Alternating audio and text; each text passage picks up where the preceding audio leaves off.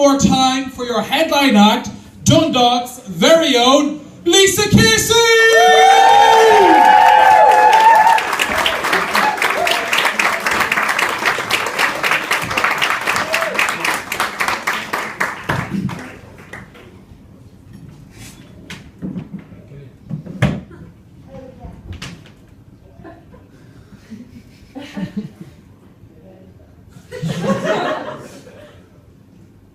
Hello.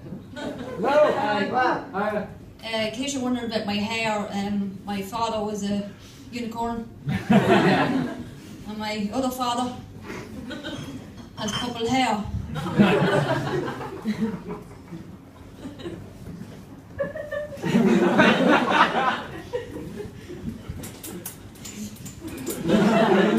In case you're wondering about my accent, it's actually a mixed accent. It's made up of three things: loneliness, fear, and a little bit of constipation.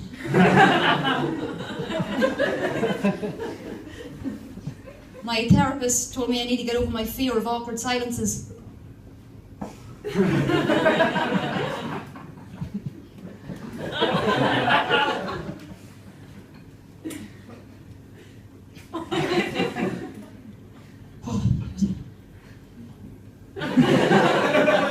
Oh God, he'd be so proud of me tonight.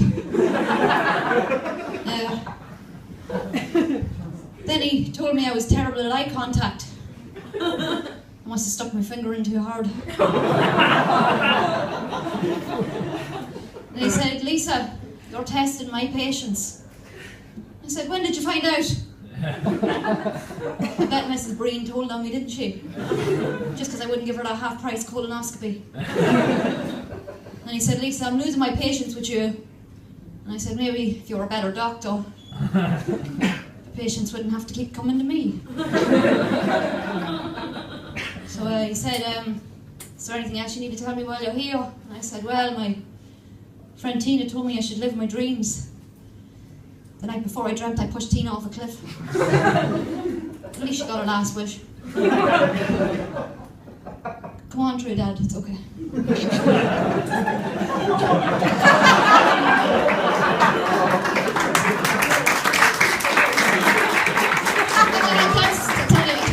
That's weird. And that's my biological one, that's not the unicorn one. He's sick of no. He's touching women.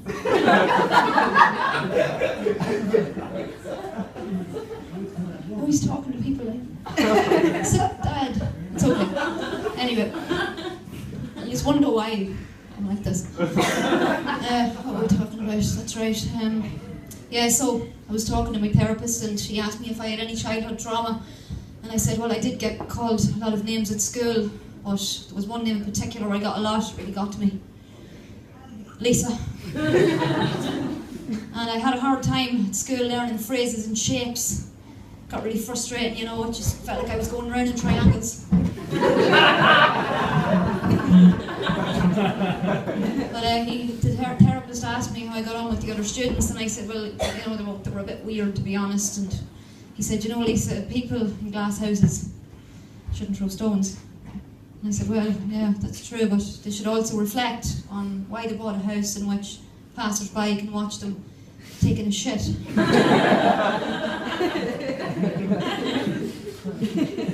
So then he suggested I do group therapy.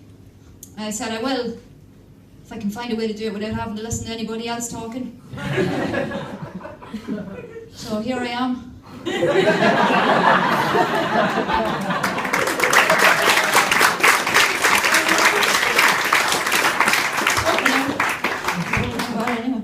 So I'm doing it, you know, at least. What were we talking about there now? See, because there was interaction there and I got distracted. I'm not used to it. No, we were talking about group therapy. Yeah, but I'm not allowed to actually see my therapist anymore, to be honest. I accidentally thought we were in a relationship. But to be fair, he did give off lots of relationship type signals, you know, like all the times he told me he needed to see me more often. So I thought it was a casual relationship at first, but I knew it was getting serious when he told me that he wanted me to be committed.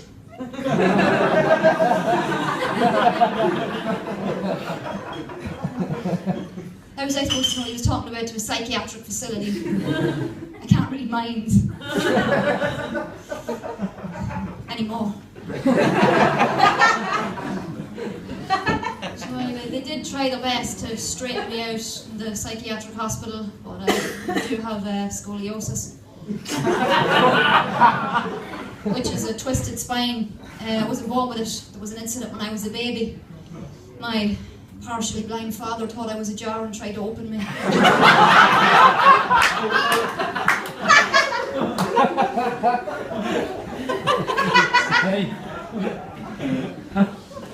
At least that's what my mother tells me. And I believe her, because there's no known link between the fetal development of scoliosis and the pregnant mother smoking crack.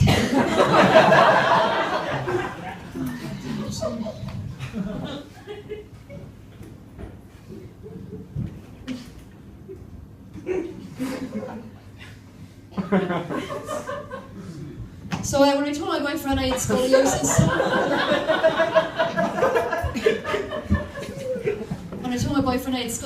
he was like, "Ah, it's okay, I'll use a condom." I thought, I don't think scoliosis is overly contagious, but you know what, I won't say anything to him, I'll just let him use it, because one, I don't want to embarrass him for not knowing, and two, because of the, syphilis.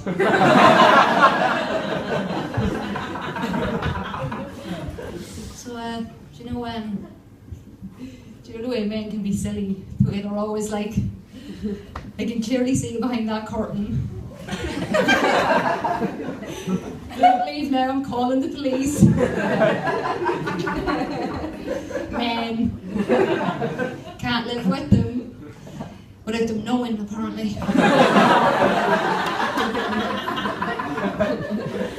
Anyway, I'm actually attracted to older men, just because younger men are all, mentally competent.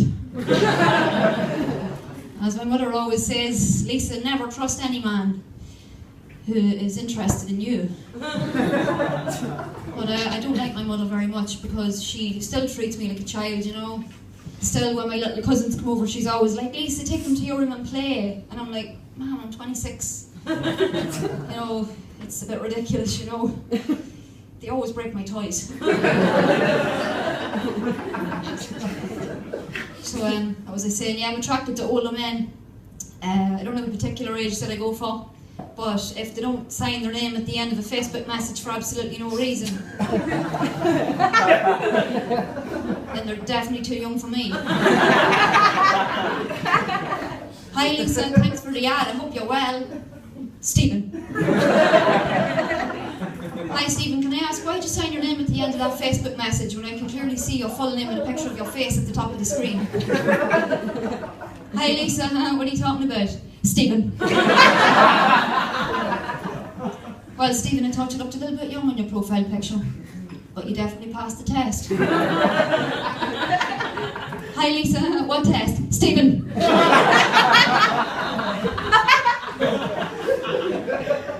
You're getting me going, Stephen. So, I'm trying to relate to you, so I'll tell you, I used to actually teach a class at a college. I mostly taught them how to remove the chewing gum from underneath their tables, their desks, but it must have gone completely over their heads, because I usually ended up doing all of them by myself after everybody had left. Teacher of cleaning was a bit of a mouthful, so they just called me the cleaner for short. But I did more research at the college than anything, and I must have been very good at that, because every single month they would give me a budget for research materials, bleach, cloth, stuff like that. But at the moment I'm actually just volunteering at a soup kitchen. Food taster.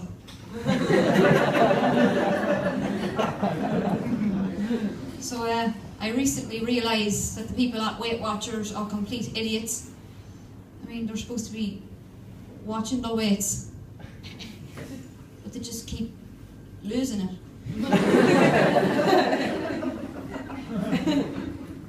I went to find somebody that lost it all. I don't know, it doesn't make any sense. Yeah, so anyway, I was at a pub the other day, and they had a sign up saying happy hour, 2 for the price of 1. So I said, okay, I'll take 2 hours, make the second one extra happy.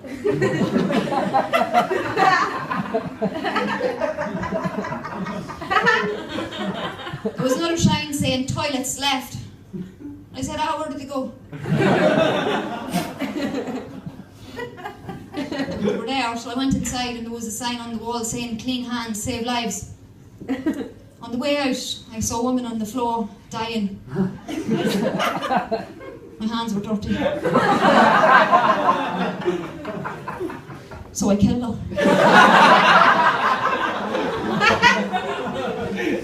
I'm only joking, I didn't kill her, I just left her there to die. Turns out she was Tina's sister. It's a coincidence. No, I miss Tina.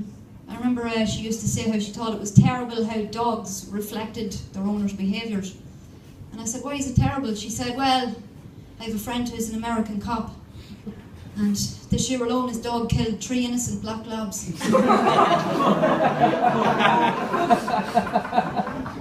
Got away with it. With the help of a politician's dog, who also covered up for another dog. I don't know what that dog did. All I know is his owner's a Catholic priest. And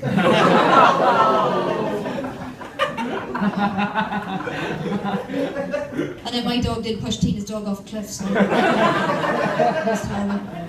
But that's right. But I actually have a hard time sometimes distinguishing between dreams and reality. Like the time I went to the post office for some stamps, and I gave the lady the money, she gave me the stamps and I left. That was definitely a dream. Stuff like that doesn't happen in real life. Jesus.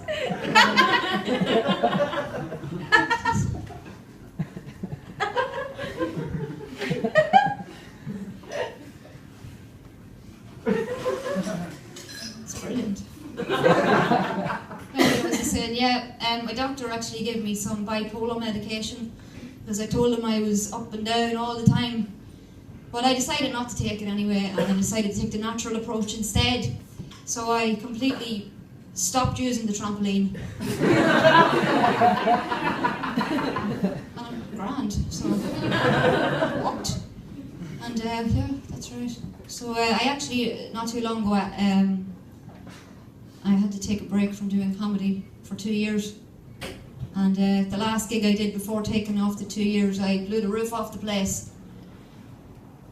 2 years is a fair sentence for terrorism.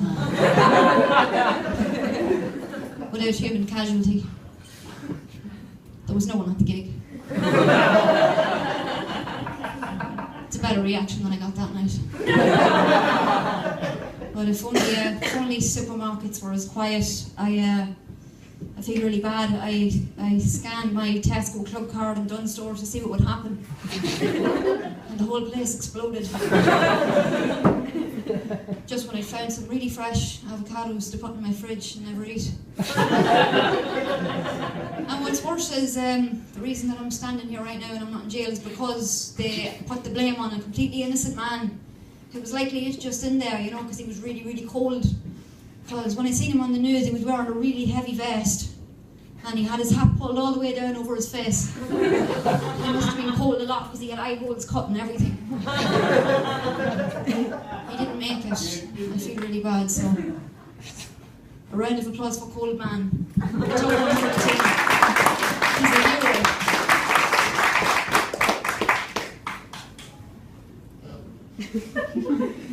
You know when you go to sit down in a chair and somebody's like, sorry, there's actually somebody sitting there, and you're like, wait a minute, there's clearly nobody sitting there. So you sit down, and it turns out there is somebody sitting there, just very, very small. Manslaughter, apparently. So I was in court, and my lawyer said, Lisa, make sure you tell me absolutely everything. I said, I have chronic constipation. I shit you not. He said, Lisa, you know, ignorance is bliss. I said, that must be why my wisdom tooth hurt so much. To be honest, I was just trying to distract him because I didn't want him to find out about Tina and her system. Because he was already stressed out enough as it was with the terrorism stuff. So anyway, what was that? I was distracted. Yeah, I was going to tell you, my grandmother recently went to the hospital with a stomach virus and came out with a broken leg. She saw a slippery floor with no sign in there and thought I could use the money. And that's what happened to the Leigh Hospital.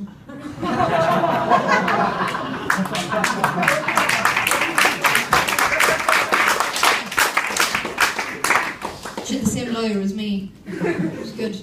But anyway, I wasn't sure if I was going to make it here on time tonight. Traffic was insane. I even got stuck behind somebody trying to put a straitjacket on a high-ace van. Of course, the car park was full up at the asylum. Where else would you put insane traffic? It makes sense. No, that's okay. Right. I'm going to go now, but I'm going to actually tell you a joke.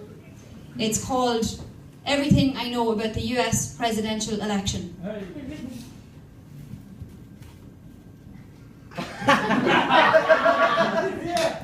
love it.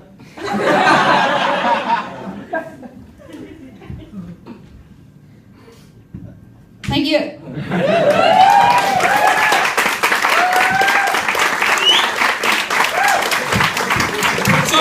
Lisa Casey!